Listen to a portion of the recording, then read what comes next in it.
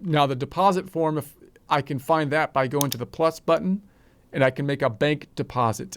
So if I go into the bank deposit, QuickBooks has this pretty neat functionality that this bit up here is going to tell us the select the payments included in the deposit.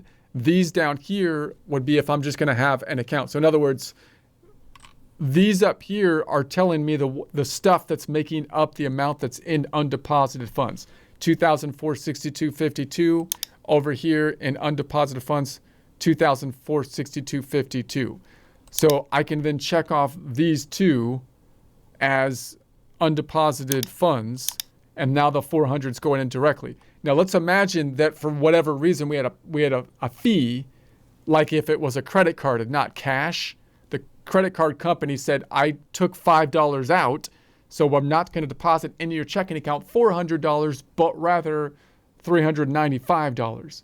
Well, then I can go down here and say it's going to be a bank service charge, let's say bank fee or something like that. I'll just add it. It's going to be an expense type of account. Oh wait, that's why I'm not going to say receipt from. I'll just say, let's delete that. Let's just put the account bank charge. That's what I want. And let's just say that the payment was for $5. Payment method, payment for $5. All right, -5.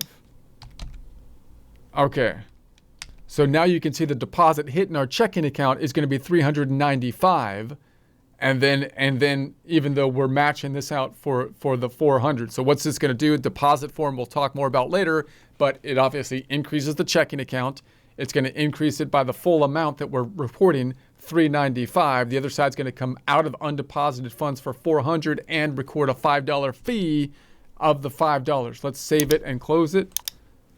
And then I can go back on over to the balance sheet and I can run it.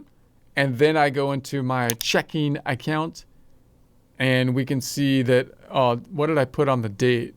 I don't know what date I entered it as of. Let's go back on over and go to the plus button, bank deposit, and I entered, well no, I just needed to refresh the screen. So I'm back over here on the deposit. So if I go back on over, I entered it in the right date. It just didn't pick up to refresh it. So there it is. So there's the $395. So if I go into it, notice it's a deposit, not a payment. It was a payment on the last time. Now I get to see it as a deposit instead of a payment, and it's for the net amount of the $395. That makes sense. Notice that the fact that it's a deposit, if I have all deposits, it's going to make my sorting easier if I wanted to sort by increases by filtering the transactions over here, because I typically would sort by transaction type. And if there's only one transaction type, that'll make it a little bit easier. It's not too bad if there's a payment form as well, but just something I want to point out. And then the other side's going to be coming out of accounts receivable. So I'm sorry, not of accounts receivable. It's coming out of undeposited funds.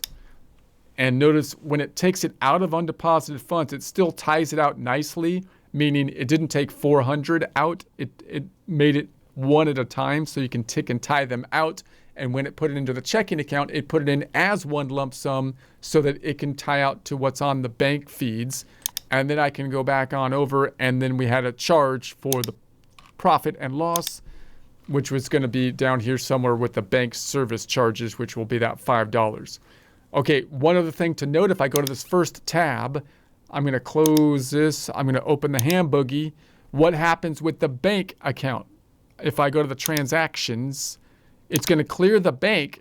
What we would imagine to clear the bank now is the $395, because that's the amount that we imagine the credit card company, in this case, we're going to imagine put into our checking account, tying the two deposits together and taking out the $5. So that means that we should be able to match. It will be able to match then based on the dollar amount and date of the $395 to what we entered. It won't record anything, however, because we already deposited it. But it will match it, which will help us out with the bank reconciliation. So in that case, we would be doing more of a full service accounting system because we had to record it on our side and then match it to what happened in the bank, as opposed to waiting till it cleared the bank and using the bank feed to actually record something, right?